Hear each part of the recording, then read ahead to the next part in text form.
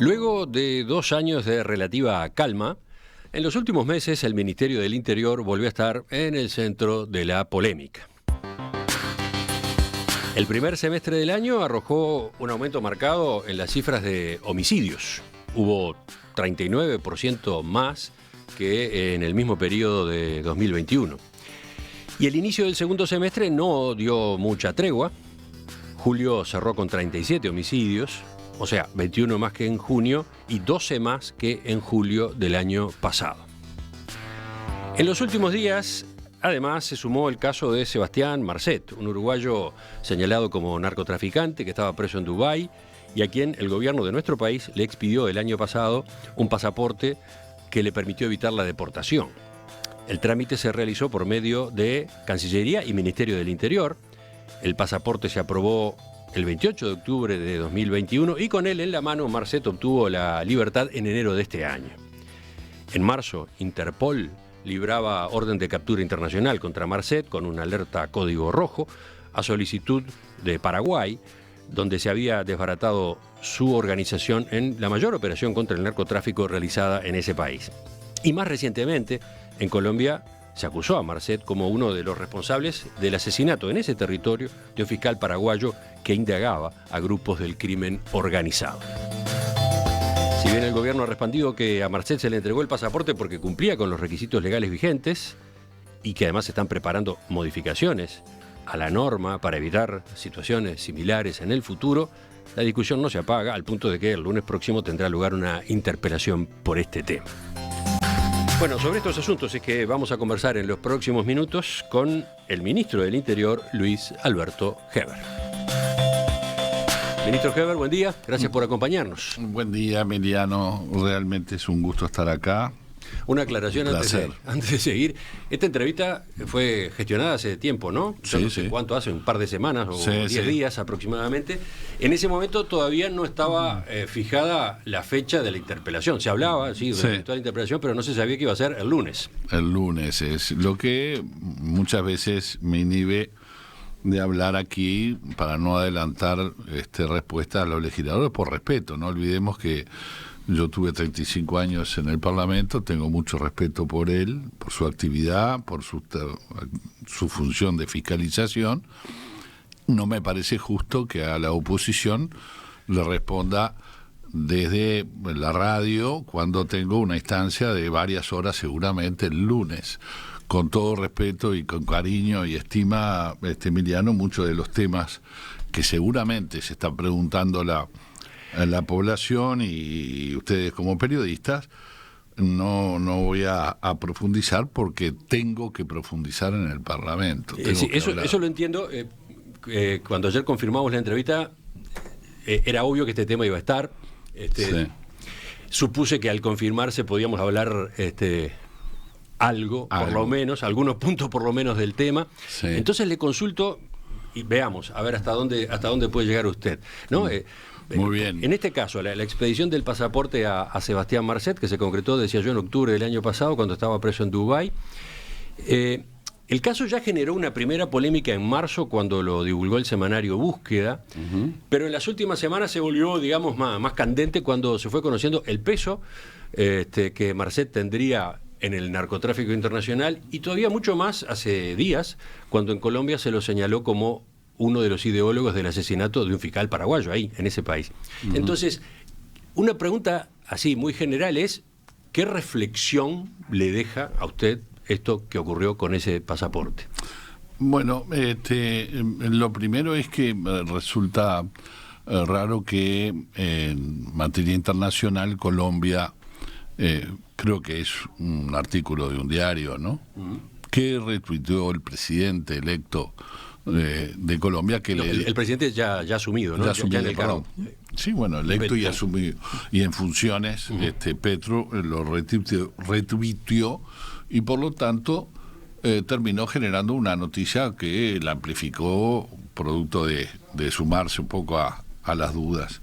Lo extraño de esto es que si Colombia tiene esas pruebas, no haya subido una alerta roja en Interpol, porque lo primero que deberíamos estar pensando es que hay una alerta roja del señor Marcet en Paraguay desde el 3 de marzo de este año, y sabiendo que puede ser uno de los ideólogos de la muerte del fiscal paraguayo, Colombia no haya subido un requerimiento en Interpol con línea roja o azul, que es de alguna manera la posibilidad de tener requerimientos para investigación. Ninguna de las dos están en Interpol. Pero bueno, ¿Por qué señala esa extrañeza? ¿Qué importancia le asigna a que no exista esa solicitud vía Interpol? A mí me parece que es lo que se debe hacer.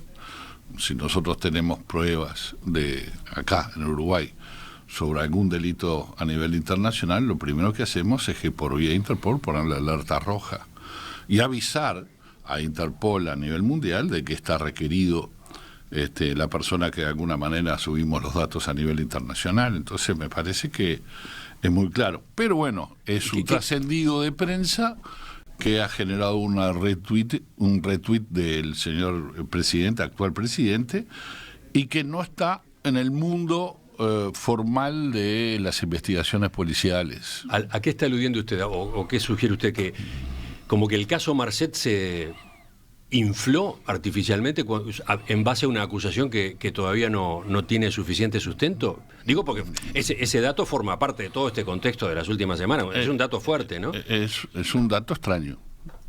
Y a mí, nosotros en los análisis que hacemos, es extraño que Colombia, Interpol Colombia, no haya subido el requerimiento, cuando hay pruebas, a no ser que no las haya, a no ser que no haya elementos como para hacer el requerimiento a nivel internacional y simplemente sea un trascendido de prensa.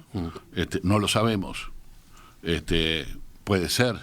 Nosotros hacemos nuestra propia investigaciones y por lo tanto, cuando tenemos elementos de prueba, hacemos el requerimiento internacional que corresponde. Es un dato significativo o sería un dato significativo, porque pues, implícitamente, ¿qué es lo que está de por medio? Uruguay le otorgó un pasaporte a una persona que estaba presa por portar un documento falso. O sea, con ese documento esa persona pudo librarse de la cárcel, salir, desde ese momento desapareció y resulta que más tarde termina o habría terminado siendo ideólogo nada menos que del asesinato de un fiscal en territorio colombiano, ¿no? Sí. Eso es lo que está sobrevolando. Una cosa es la noticia de Colombia, otra cosa es el pasaporte. Nosotros respondimos pedidos de informes que se nos han solicitado por parte de los señores legisladores y hemos dicho muy claramente que nos hemos encontrado que las disposiciones establecidas en el decreto del 2014 del presidente Mujica lleva a que los requisitos para poder otorgar un pasaporte no esté contemplado la situación de que esté preso o que tenga antecedentes en el exterior. Voy al texto. Solamente causas abiertas en nuestro país. Voy al texto. La solicitud de un pasaporte común cuando se gestiona en el exterior está regulada por el decreto 127 del año 2014, ¿no? Exactamente. Específicamente por el artículo 27, que dice: a los naturales uruguayos que tramiten su pasaporte común en el exterior se les exigirá a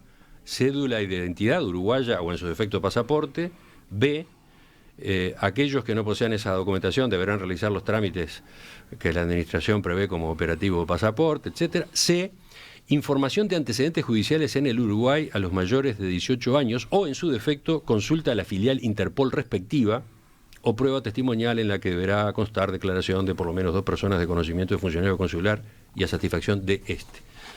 Es bastante, es bastante vago el texto, ¿no?, en cuanto a lo que se requiere.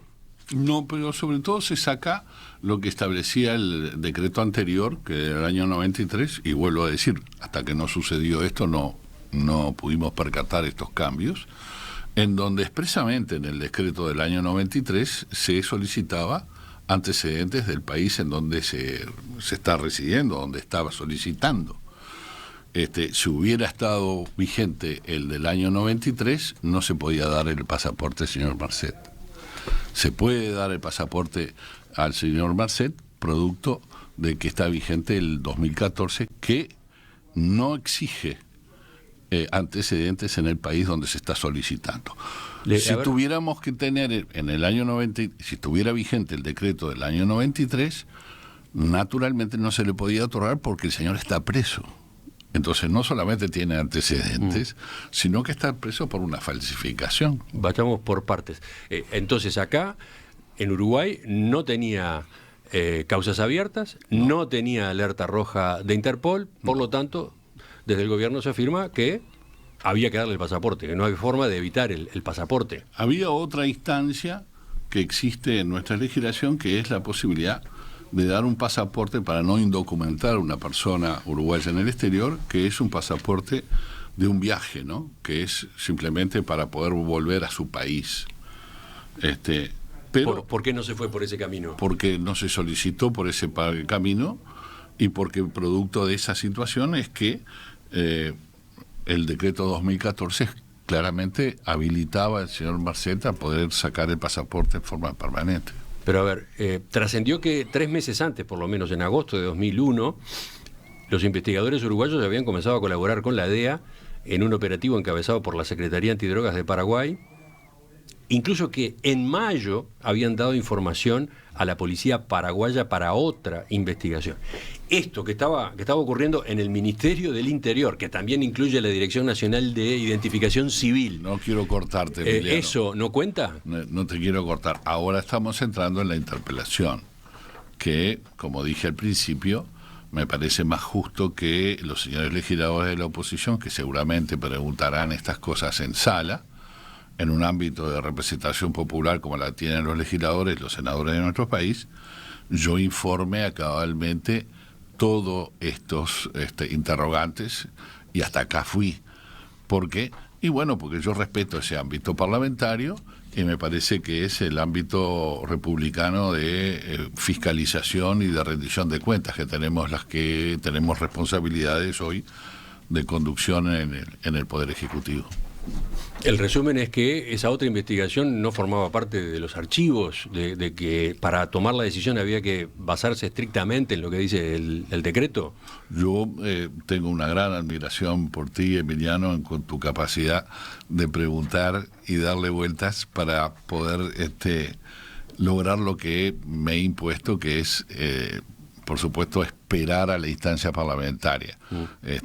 Naturalmente entiendo tu interés como periodista de informar a la población, pero yo tengo que esperar estos ámbitos formales de rendición de cuentas en el Parlamento como para profundizar en las preguntas que tú me estás haciendo. Entonces paso al otro punto que mencionó, la norma, el decreto, el decreto vigente, el decreto del año 2014. Usted ha señalado, lo que está mal es esa norma. Sí. Incluso dijo, no sabíamos que estaba este decreto vigente que llevaba a flexibilizar los requerimientos.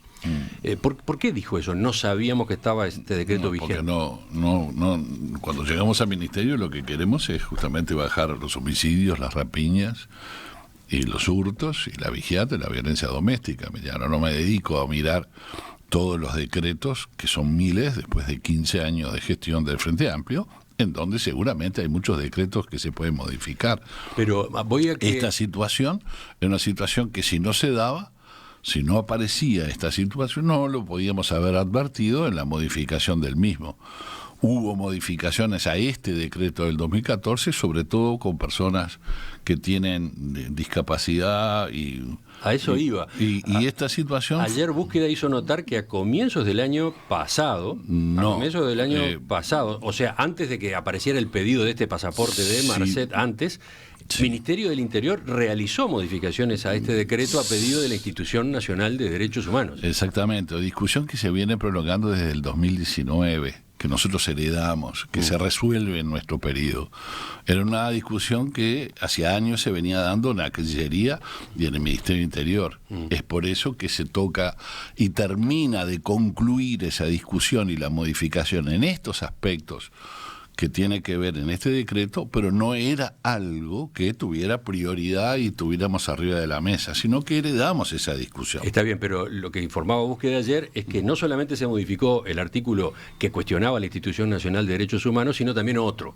O sea que hubo una revisión del decreto en el gobierno ya de Luis Lacalle Pou. No, Emiliano. Se venía discutiendo desde la administración anterior, sobre todo para contemplar algunas situaciones que no la contemplaba el 2014. No hubo una revisión del decreto. Si hubiera habido una revisión del decreto, hubiéramos advertido esta modificación o esta falta de requerimiento, que era justamente los antecedentes en el exterior, que fueron modificados por el 2014 y que estaban vigentes en el decreto del año 93. Es más, en el 2011, cuando se hace y se establece la digitalización, la automatización del sistema, la práctica que usaba Identificación Civil era pedir antecedentes en el país y pedir antecedentes en el país donde se está originando el pedido por parte de la persona. O sea, era una práctica usual hasta el 2014, donde expresamente. Ahora, ¿por qué se saca esto? Esa es la pregunta. Y esas son respuestas que yo no tengo. O sea, una interpelación cruzada vamos a tener. Quizás sí. ¿Cuál es la razón por sacar la instancia del requerimiento de que la persona que solicita un pasaporte, aunque sea uruguaya, pueda estar cometiendo delitos en el país donde está pidiendo el pasaporte o solicitando el pasaporte, y se saca extrañamente este requisito que para mí es fundamental? Porque puede estar cometiendo delitos en cualquier otro país y está solicitando el pasaporte para huir. Y entonces, ¿cuál es la razón por la cual en el 2014 se saca un requerimiento que era una costumbre en el Uruguay? Yo no la puedo contestar ahora, Emiliano. Entonces, y seguramente quizás tenga yo respuestas en la instancia del lunes. Está anticipando que sí tiene. Está poniendo ahí. No, estoy en suspenso. Espero tener expectativa. La opinión pública tendría que estar a ver por qué se saca ese requerimiento del 2014. ¿A quién se quiere proteger? ¿A quién se quiere de alguna manera contemplar? Eso se llama contraataque. No, se llama, ¿verdad? No es contraataque, no es un juego político, Emiliano. No, pero voy a lo siguiente. Es un tema de que resulta extraño. ¿Cómo le dieron un pasaporte a un narco? Sí, ¿por qué? Y bueno, porque la legislación. ¿Y quién hizo la legislación? El decreto del 2014. ¿Y quién firmó ese decreto? El presidente Mujica. ¿Y qué establecía el decreto? Que no se le pedían antecedentes en el exterior. ¿Y por qué? No lo sé. No lo sé. Y no lo sabes tú, Emiliano, y no lo sabe la opinión pública. Entonces no es un contraataque. Es simplemente decir por qué estaba esta situación cuando antes se pedía antecedentes en nuestro país y también se pedía en el exterior. De todos modos, esta nota de búsqueda de ayer tiene un implícito, que es que el Poder Ejecutivo examinó el decreto. Este Poder Ejecutivo lo examinó, le hizo más de un cambio y no entendió necesario modificar el artículo 27 para volverlo más restrictivo. Vuelvo a insistir, discúlpame mi insistencia, no. O sea, no revisamos ese decreto. Eso, no revisamos el decreto. Esta era una discusión puntual de algunos artículos que establecía el decreto, que venía de antes y que fue resuelta en nuestra administración.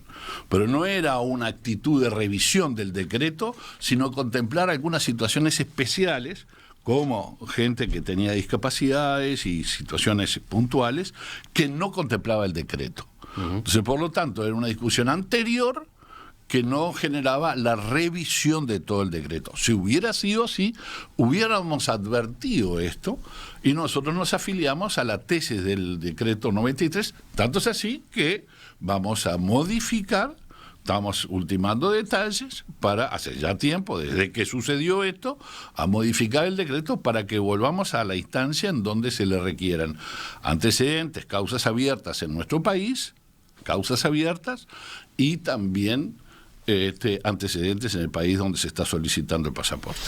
Yo le estoy preguntando acá por la parte que tiene que ver con el Ministerio del Interior en todo este asunto del pasaporte de Marcet. Está claro que en esa gestión intervinieron dos ministerios, ¿no? El Ministerio del Interior y, por otro lado, Ministerio de Relaciones Exteriores. Coordinadamente, sí. Sí. Coordinadamente. Acentúa eso. Hay versiones de prensa. Ayer el Observador decía que, más allá de la legalidad que se esgrime, entre Interior y Cancillería se miran con desconfianza por todo el procedimiento. En la policía creen que el trámite salió más rápido de lo que debería y que en la Cancillería se desoyeron algunas advertencias que se hacían por lo extraordinario del trámite, y en la Cancillería apuntan a que en la policía debió saltar la alarma de que Marcet estaba siendo investigado por la Brigada Antidrogas. No, esto es la esencia de la convocatoria el lunes, ¿no, Emiliano? Hay dos grandes acusaciones, que es la falta de coordinación y el trámite express. Bueno, las dos cosas las vamos a contestar y te pediría que puedan registrar las respuestas que nosotros vamos a dar en el Parlamento para demostrar lo contrario. Entonces son parte de los argumentos que voy a esgrimir el lunes con muchísimo gusto a la opinión pública. Podremos informar que no hubo ni una cosa ni otra. Hoy, por ejemplo, el País informa que hubo durante el día de ayer varias horas de reuniones entre Cancillería y Ministerio del Interior, con sus jerarcas más altos, con técnicos, justamente coordinando la argumentación a manejar y macheando información justamente de todo el trámite, cómo fue encadenado entre una cartera y la otra. ¿Efectivamente estuvieron trabajando en eso? Y no es lógico trabajar. Cuando tengo que ir al Parlamento, como respeto al Parlamento, me parece serio de nuestra parte ir documentados, ¿no? O sea, cada afirmación que nosotros tenemos que hacer tiene que estar respaldada. Es lo serio y el respeto que yo le tengo al Parlamento. O sea, yo no puedo hablar livianamente, superficialmente de un tema que preocupa a la opinión pública. Tendré que ir con documentos que puedan avalar, respaldar lo que yo estoy diciendo, como para que esto sea la verdad. Y no una discusión de que lo que dije yo, lo que dijo el otro. Acá son documentos. Y estamos teniendo una recopilación de documentos que avalan, respaldan nuestras decisiones. Usted ha dicho que va a la interpelación con gusto. Machear, esa palabra, machear. Esto hay parte de una novela que se quiere de alguna manera instalar, que no es cierta y que, bueno, vamos a tratar de darle la explicación en definitiva de la falta de coordinación, si estamos con distintas visiones y todo lo que hay entre medio no existe. Vamos a tratar de informar al Parlamento y voy con mucho gusto a poder informar al Parlamento, que esa es la opinión pública, ¿no? Para terminar con este tema, ministro Heber, sí, por hoy. Sí. El caso es evidente, está generando mucho ruido, más allá de lo legal, debido, bueno, a esa preocupación que todos tenemos en Uruguay. Yo también, ¿eh? No, pero digo, la preocupación de que poco a poco en el Uruguay puedan terminar produciéndose contaminaciones entre el narcotráfico y la política, ¿no? Eso es un riesgo que existe, ¿no?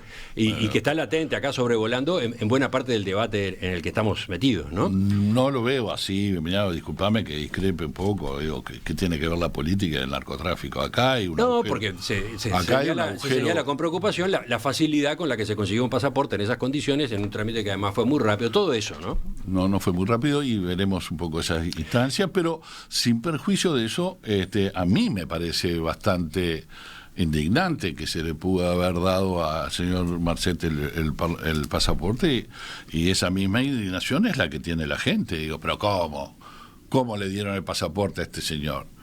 Bueno, y hay una explicación y la explicación será válida o no será válida. Para mí es jurídicamente válida y por lo tanto es lo que vamos a discutir el lunes. Entonces, ahí es donde viene. No veo la vinculación. Ahí viene mi pregunta, porque se ha llegado a reclamar la renuncia, ¿no? El senador Daniel Cayani pero eso es todo pidió la renuncia suya, la del canciller Bustillo. Mi pregunta es... Todos, y que renunció también Lacalle, y que renuncie todo el gobierno, ¿no? Mi pregunta es, si usted fuera hoy senador de la oposición... Supuestos. Si usted fuera hoy senador de la oposición y participara entonces de esta interpelación del lunes que viene, ¿a usted le resultarían satisfactorias las explicaciones de que se le dio el pasaporte a Marcet porque la norma lo habilitaba porque no había otra escapatoria. Sí, cuando la administración a la que de alguna manera es responsable es la mía. O sea, si invertimos los roles, ¿cómo le puedo reclamar a este gobierno que no incumpla un decreto, una ley? ¿Qué le estoy pidiendo? Se lo pregunto porque usted como opositor ha sido un parlamentario muy combativo, muy duro, ¿no? Sí. ¿Usted se habría conformado con estas explicaciones? Duro con las ideas y suave con las personas. De acuerdo. Pero ¿Usted se habría conformado con las explicaciones que hasta ahora se conocen? Pero ¿cómo le voy a reprochar lo que yo hice? Están cumpliendo lo que yo hice y yo redacté. Si yo fuera a la oposición ahora y invierto en los roles, ¿por qué le voy a reclamar al gobierno que cumpla lo que yo escribí? Que a todo caso tendré que explicar por qué lo escribí y cuáles fueron las razones por las que lo escribí, que llevó que actuara como actuamos, ¿no? Usted tiene su oficio parlamentario, me está dando vuelta la respuesta. Yo le estoy preguntando si usted fuera hoy opositor y el gobierno del Frente Amplio le diera las explicaciones que usted ha dado sobre por qué se concedió el pasaporte. Incluso ese hipotético gobierno del Frente Amplio le dijera, mire, yo no estoy de acuerdo con esta norma me parece mala, sí. Se aprobó en un gobierno anterior, mío, pero tengo que regirme por ella. Si ese gobierno del Frente Amplio le diera estas explicaciones a usted y usted fuera senador de la oposición, ¿qué diría? Pero que le estoy diciendo, Emiliano, ¿cómo le voy a recriminar al gobierno que está cumpliendo con un decreto que redactó? O sea, no se lo recriminaría. No, trataría de buscar por el sentido positivo, de decir, me equivoqué, fue un error, vamos a arreglarlo, vamos a cambiarlo. El decreto que usted hicimos... no estaría pidiendo renuncias, por ejemplo. No, las renuncias son cuando te sube las rapiñas un 338%. 338%. Por eso pedíamos la renuncia de Bonomi. Cuando los homicidios subieron 96%. No, pero por este caso concreto. No, pero nosotros... ¿Usted no estaría pidiendo que rodaran cabezas en una dirección, en una repartición de un ministerio del otro? Emiliano, cuando nosotros pedíamos la renuncia de Bonomi era porque estaban estas cifras de violencia y de inseguridad. No por la aplicación de un decreto. Por este caso usted no haría ningún planteo Nosotros drástico. no pedimos renuncia de Bonomi por aplicación de un decreto que es legal. Nosotros pedíamos la renuncia de Bonomi porque le subieron de 7.000 a 30.000 las rapiñas. Y eso era una situación de inseguridad que vivía la población que no podía más. Mira que tenemos previsto hablar de homicidios ahora en unos minutos, pero... Y de rapiñas. La pregunta era... Porque usted habló solamente de homicidios. La pregunta era solo sobre este caso que estábamos tratando. Sí, por eso yo estoy diciendo que cuando la oposición nosotros pedíamos la renuncia de Bonomi, un día sí y otro también, era porque seguían en aumento la inseguridad de la población. No porque aplicó un decreto que además redactó la administración anterior. Ya volvemos a la entrevista con el ministro del Interior, Luis Alberto Heber. Estamos con Luis Alberto Heber, ministro del Interior, ex ministro de Transporte y Obras Públicas, también en este periodo de gobierno, senador de la República entre 1995 y 2020, antes diputado entre 1985 y 1995.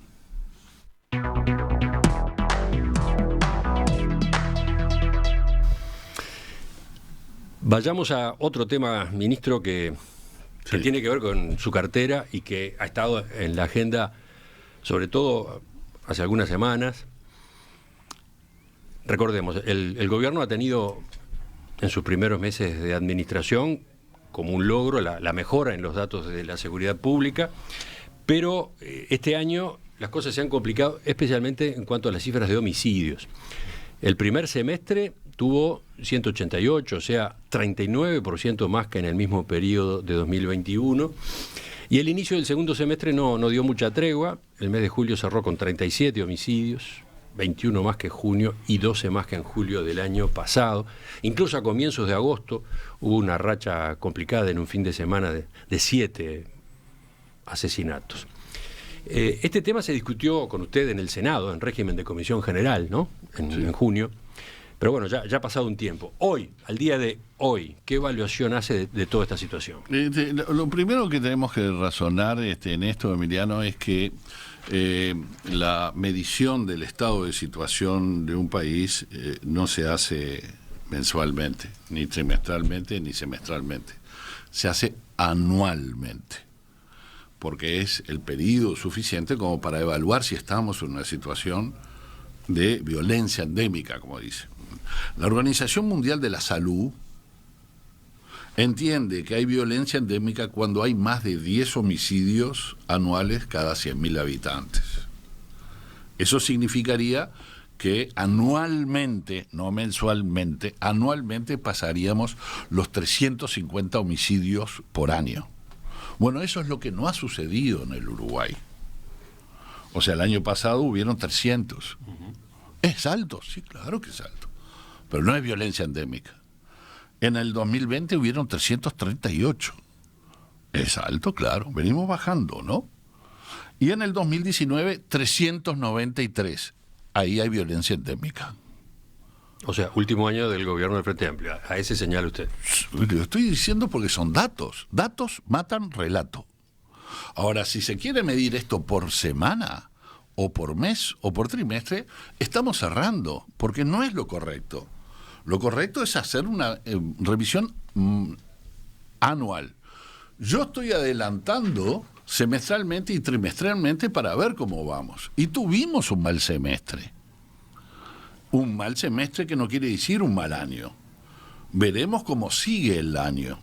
Ahora, los gobiernos, y los gobiernos anteriores y estos, también están preocupados por otros delitos, no solamente el tema de domicilio, porque son los que de alguna manera se mide un poco la eficacia de la seguridad, que es la rapiña, que es el hurto, que es la violencia doméstica, que es el abigeato. Entonces, cuando yo decía hace un instante, cuando nosotros le pedíamos y decíamos que Bonomi se tenía que ir porque había fracasado, era porque le había subido los homicidios, las rapiñas, los hurtos, el abigeato. O sea, vivíamos un país más inseguro. ¿Esa es la situación de hoy? No. ¿Cuál es la situación de hoy? Que subieron en este semestre, pero no en el año pasado los homicidios, pero en este semestre, y no preocupa, claro que sí, que hayan subido con respecto al 2019 incluso, subieron los homicidios, pero bajó la rapiña, bajó el hurto, bajó la vigiata y lamentablemente se mantienen las mismas cifras, un poco más, un poco menos, la violencia doméstica, que es un homicidio y es una violencia que se produce intrafamiliar y es muy difícil de detectar y prevenir. ¿Por qué los gobiernos anteriores hablaban de rapiña y hurto y no hablaban de homicidio? Porque no es prevenible un homicidio, y sobre todo cuando estos se dan en función de guerras por territorio. Entonces, cuando vino Vázquez correctamente y se comprometió con la ciudadanía y dijo que iba a bajar un 30% de la rapiña, hizo una promesa factible de cumplir. No la cumplió, pero factible de cumplir, porque la rapiña es algo que tiene que ver con el despliegue policial, con la presencia policial, con las medidas de seguridad, y era un desafío que se podía autoimponer. No lo hizo con respecto a homicidios, lo dijo con respecto a rapiñas. Él prometió que iba a bajar un 30%, en el 2014 eran 20.000 las rapiñas que había, tenía que bajar 6.000, y no solamente no bajó, sino que crecieron 10.000. O sea, creció un 50%, 52%, o sea, fracasó. Pero no se comprometió en bajar homicidios. Dijo, yo me comprometo en bajar rapiñas. Nosotros no dijimos eso en la campaña electoral. La calle Pou, en la coalición, no dijo que iba a bajar un porcentaje, dijo que íbamos a pelear. ¿Cuál es la situación hoy? Bueno, anualmente las cifras que tenemos anuales es que bajó el homicidio, que bajó el hurto, que bajó la rapiña y que bajó la violencia doméstica muy poco. No, subió un 0,6% y bajó el abigeato enormemente. De todos modos, entonces, entiendo el razonamiento. De todos modos, hay un problema con los homicidios este año. 6 meses. Entonces, hay un problema y usted, el Ministerio del Interior, ha explicado que la mitad de esos asesinatos respondieron a conflictos entre grupos criminales, tráfico de drogas o ajuste de cuentas. Ahí nomás ya apareció el debate, porque ese fue un argumento que manejó el Frente Amplio, que se manejó durante la gestión del Frente Amplio y que era cuestionado por la entonces oposición. Se señalaba, sí, será entre ese tipo de gente, pero son homicidios igual y no pueden aceptarse, no puede aceptarse que crezcan, ¿no? Entonces, Sí, nosotros cuestionábamos en su momento, parecería que estamos en una especie de donde se puede ver qué era lo que hacía la oposición en el pasado cuando las cifras no daban y los homicidios crecían, y no qué hacía el gobierno, que hoy es oposición. El gobierno, a nuestro juicio, trataba de explicar esto sin tener una acción. Nosotros veíamos que no había un plan de combate al narcotráfico. Y eso era lo que cuestionábamos, porque se limitaba a decir y a narrar una situación que se daba en los barrios, pero no había plan. Tanto es así que el fiscal Díaz, en su momento, dijo que el gobierno no tenía un plan de lucha contra el narcotráfico. Entonces, ¿esa es la situación hoy? No. ¿Cuál es la situación hoy? Que tenemos un plan de lucha contra el narcotráfico. ¿Cómo define usted ese plan? Porque de eso también se ha debatido, ¿no? No se ha debatido. Yo lo mostré. Bueno, hay gente que no, que uno habla, que mira y no ve. Que hay gente que siente pero no escucha, ¿no? ¿Cómo resume usted ese plan? ¿Y cómo lo diferencia de lo anterior en esta materia? Nosotros, que cuando asumió Drogas no se nos dejó ningún antecedente, que no nos dejaron ningún contacto, que la Dirección Nacional de Drogas tuvo que empezar de cero, que no tenía absolutamente nada como para poder trabajar, hemos construido una información y inteligencia. No se le dejó nada. Que la transición en esa materia, no existió. No existió. Ajá. Entonces, frente a esa situación que nosotros tenemos en Drogas, hemos establecido una información de inteligencia, una información y luego una inteligencia para combatir la información que de alguna manera tenemos, en donde hemos identificado 45 organizaciones metropolitanas de droga. ¿Eso existía antes? No. ¿Por qué no existía antes?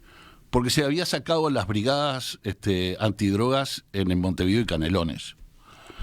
¿Y por qué se sacó las brigadas antidrogas que existen en Durano, en Florida, en Paysandú, en Cerro Largo, pero en Canelones y en Montevideo no estaban las brigadas? Se ocupaba directamente la Dirección Nacional de Drogas. Mira. ¿Y cómo se combatía el gran contra los mismos? Y en lo territorial, los mismos. ¿Y podían hacer las dos cosas? Para mí no. Entonces nosotros lo que hicimos, lo hizo Jorge Larrañaga y yo continúo, es generar las brigadas antidrogas en Montevideo y Canelones, que han tenido mucho éxito en lo territorial. Entonces hay un plan. Hay un plan que combate el territorio, hay un plan que combate la distribución y hay un plan que combate lo regional, que es el gran narcotráfico, que es la Dirección Nacional de Drogas.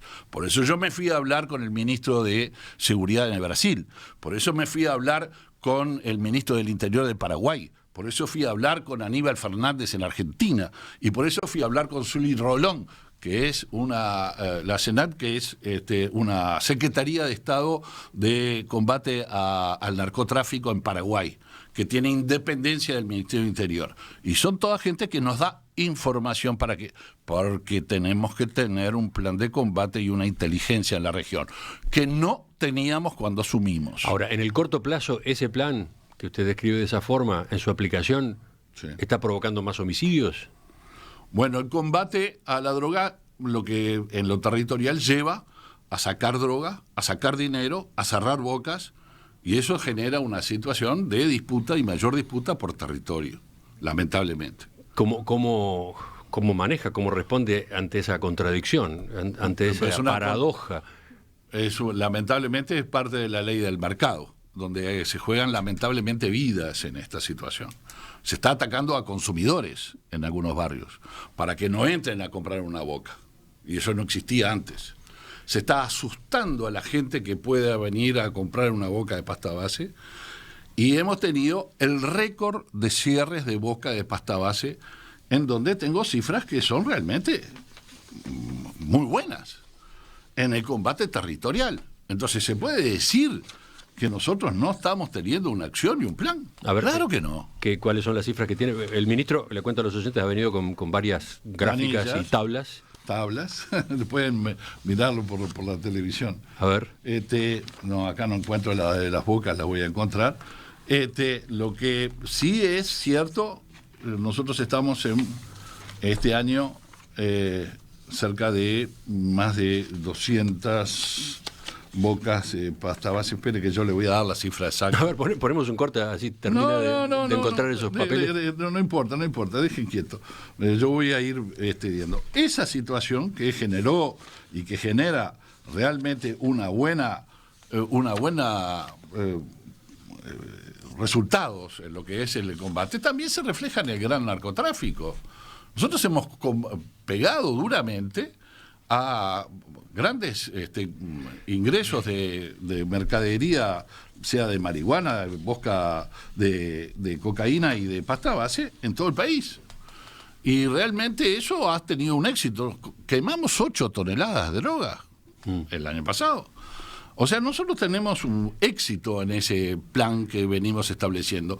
Y en sesión secreta en el Senado pude mostrar las 45 organizaciones que están operando, que son organizaciones que tienen más de 3 bocas de pasta base en territorio.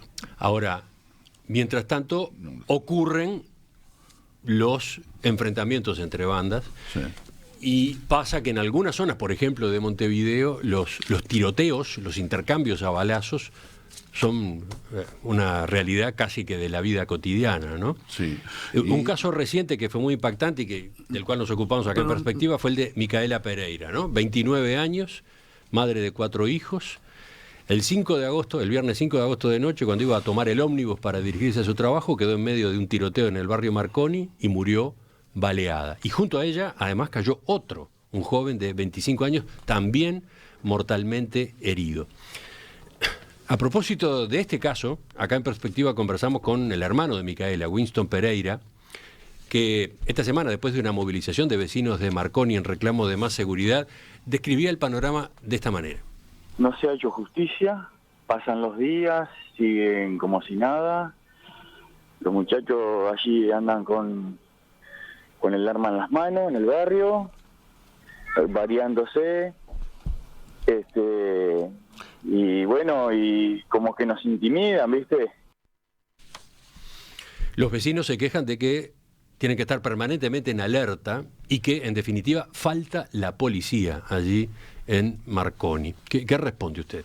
Bueno, nosotros estamos con un despliegue en todo el país. Hicimos un plan puntual que yo se lo llevé al presidente cuando hubieron homicidios en Peñarol, que era fuerza de tareas, lo hemos denominado, con una muy alta presencia policial en los barrios de la zona 3, donde incluye el Marconi. Y esta situación que se está dando es una gran desgracia y tiene mucha razón, porque lo peor que nos puede pasar es que en esta guerra, a veces por territorio, muera gente que sea que no participa de la actividad de la delincuencia. Es un engaño pensar que esas muertes ocurren solo entre delincuentes, que ese enfrentamiento por supuesto, deriva en que en definitiva se maten entre ellos. No es así.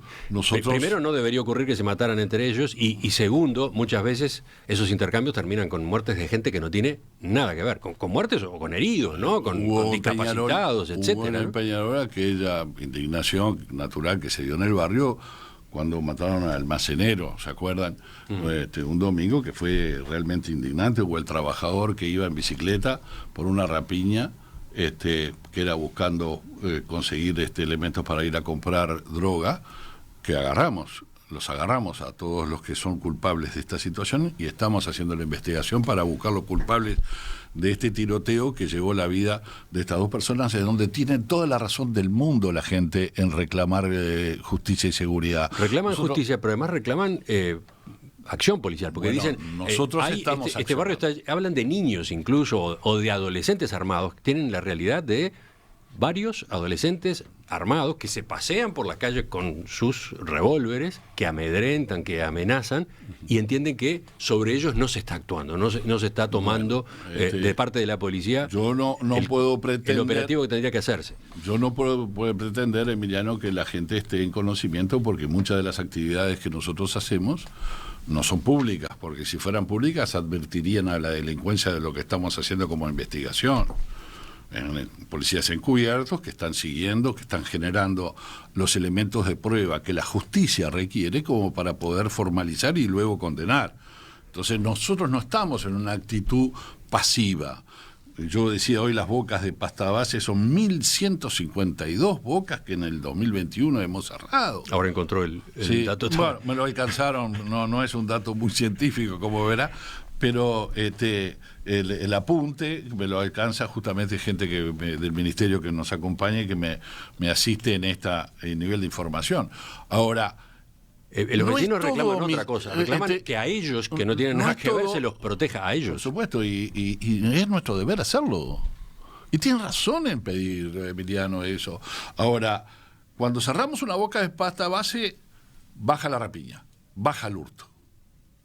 Y eso se refleja en las cifras que nosotros tenemos. ¿Cuánto bajó la rapiña? Casi un 20% en lo que va del 2019 a... No importa eso. No se ve, no se quiere ver que quien prometió 30% en el periodo pasado subió el 50% porque decía que no se podía. Cuando asume Jorge Larrañaga y continúo yo, en el año 2020 se empieza a bajar la rapiña, el hurto y el abigeato, que son delitos que llevan a financiar la droga. ¿Suben los homicidios? No, bajaron los homicidios en el 2021. Estamos hablando de que subieron en el primer semestre del 2022. Y no se ve porque dicen que fue la pandemia. Bueno, ¿y qué pasa con la rapiña y hurto? Porque cuando estaba Bonomi subían todos los delitos. ¿No resulta extraño, por lo menos de interés periodístico, decir, pero qué pasa acá? En este semestre subieron los homicidios, pero sigue bajando las rapiñas y sigue bajando el hurto y sigue bajando el abigeato. Entonces, ¿hay una inseguridad en la población? No. Bueno, en ese barrio hay inseguridad. Bueno, estoy tomando ese ejemplo porque es muy razonable lo que plantean. Por supuesto que sí. Dicen, queremos tener nuestra vida cotidiana normal. Aquí hay una jarra con agua. Queremos tener nuestra vida cotidiana normal. Y no podemos, no sabemos cuándo nos va a pegar en la cabeza una bala perdida. Sí. Hay jóvenes que tienen dudas y temores simplemente para salir de su casa e ir al liceo o ir a la escuela. Entonces, eso, ¿cómo lo contempla el Ministerio del Interior? Es una demanda muy lógica, ¿no? Muy lógica, pero en donde no es solamente un ahí tema... Ahí hay una sensación de inseguridad. Por supuesto que sí, Emiliano. Y esto no es un tema solamente del Ministerio del Interior. Es un tema multicausal en donde tiene que establecerse una acción del Estado en su conjunto. Tanto es que se dice que nosotros los blancos y sobre todo en especial los herreristas somos partidarios de un Estado desertor, que no es cierto. Nosotros creemos que el Estado tiene que estar presente acá. Ahí precisamos más Estado. Por eso cuando decimos que con el Estado que tenemos no podemos diversificar en otras áreas en donde puede estar la actividad privada para concentrar donde tiene que estar el Estado. Entonces tiene que estar el MIDES, tiene que estar el Ministerio de Educación y Cultura, tiene que estar Salud Pública sobre el tema de adicciones, tenemos que tener un mejor plan de adicciones y tiene que estar el Ministerio de Interior. Eso está discutido pues es un tema y sabido cultural, hace tiempo, ¿no? Sí, pero nadie hizo nada y nosotros estamos haciendo una coordinación de trabajo para que haya más Estado en estos barrios. Porque hay un tema cultural en la situación y esto es lo que está sucediendo, porque esto mismo que estaban diciendo en el Marconi sucede en Ciudad del Plata, en San José, y en donde se fui el otro día y había un enojo justificado de la gente y hemos hecho una presencia policial mayor, pero es muy grande Ciudad del Plata como para poderla abarcar con presencia. Y no puedo poner un policía por cuadra, porque no tengo suficiente. Entonces hay que atacar otras situaciones que de alguna manera generan la posibilidad de que el Estado esté más presente en estos barrios. Y por lo tanto eso puede de alguna manera generar el rescate de valores que de alguna manera culturalmente saquen a la gente de que el paradigma sea delinquir para poder salir de la pobreza y no prepararse, educarse y mejorar su vida privada, ¿no? Luis Alberto Heber, ministro del Interior, le agradezco que nos haya acompañado esta mañana, sus respuestas a estas preguntas. Yo soy el agradecido, Emiliano, sobre todo porque el Ministerio viene dando respuestas de quebrar una sensación ascendente de inseguridad, ¿no? Nosotros venimos meseteando primero lo que parecía que no se podía parar, y al punto tal de que las autoridades policiales de la época decían que nosotros íbamos rumbo a Guatemala o a El Salvador, cuando El Salvador estaba en una situación de hecatombe, de inseguridad. Y nosotros no creemos eso, creemos que es factible darle seguridad, y venimos bajando los guarismos. ¿Qué va a pasar en este año? Bueno, yo creo que en el próximo semestre nosotros vamos a tener cifras más alentadoras en materia de homicidio, pero sobre todo homicidio con respecto no solamente del año pasado, que es mirarnos a nosotros mismos. Porque cuando usted, Emiliano, dice el 39% con respecto a nosotros mismos, pero mucho menos con respecto al 2019. En cuanto al aumento, digo, de los homicidios en el primer semestre. Entonces nosotros creemos que tenemos cifras que son alentadoras en cuanto que este es el camino. No es suficiente lo que hemos logrado, pero este es el camino, porque este es el camino que ha batido la situación de hurtos, rapiñas, que es la sensación de inseguridad que vive mucha gente en nuestro país. Volvemos a conversar en las próximas semanas. Gracias, Emiliano, un placer.